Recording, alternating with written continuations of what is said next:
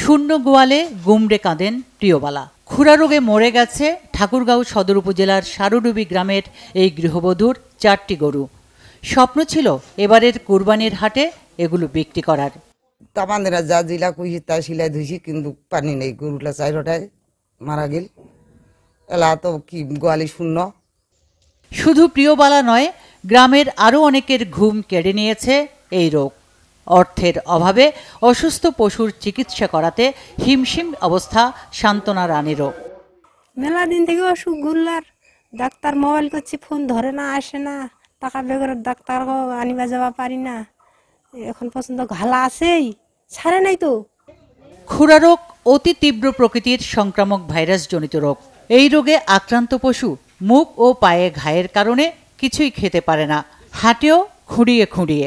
জেলার বিভিন্ন জায়গায় এই রোগ ছড়িয়ে পড়ায় আতঙ্কে খামারিরা।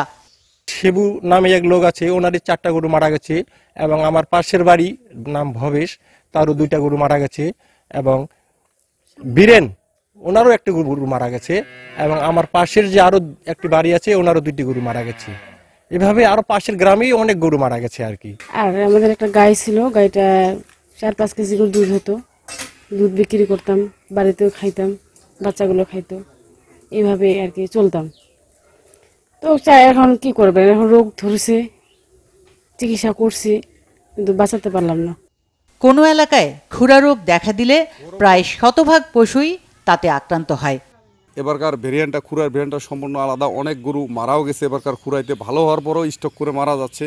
হয়তো বা অতিরিক্ত গরম বা আবহাওয়াজনিত কারণে এই সমস্যাটা হতে পারে।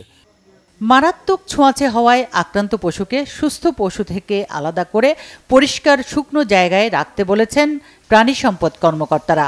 আর খাদ্য হিসেবে দিতে হবে ভাতের ফ্যান বা জাউ ভাতের মতো নরম ও তরল খাবার।